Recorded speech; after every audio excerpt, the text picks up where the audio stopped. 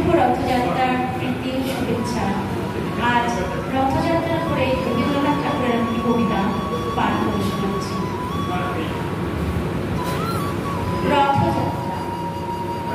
রথযাত্রার দিন কাছে, তাই রানী রাজাকে বললেন, চলো রথ দেখতে যাই। রাজা বললেন, আচ্ছা।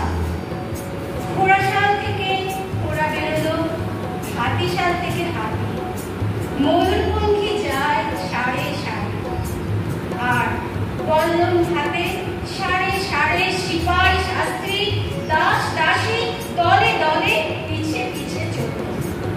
কেবল বাকি রইল একজন, রাজবাড়ির ঝাঁটার কাছে ঘুরিয়ে আনা তার কাজ।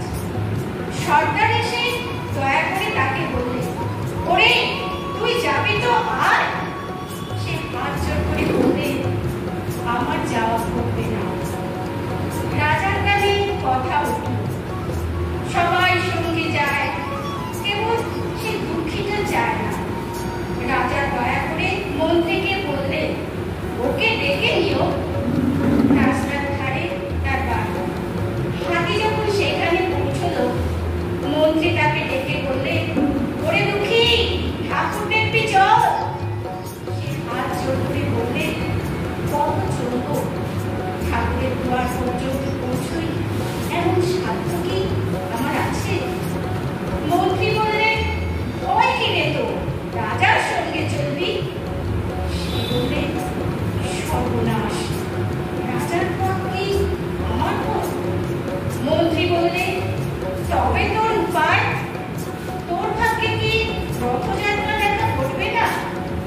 সে বললেন, ঘটবে বই কি, ঠাকুর তো রথে করেই আমার ঘরে আসে।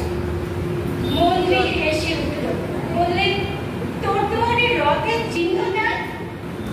দুঃখী বললেন, তার রথে চিহ্ন পড়ে না।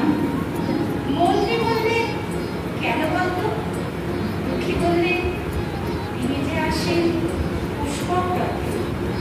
মন্ত্রী বললেন, ওই রে সে রথ।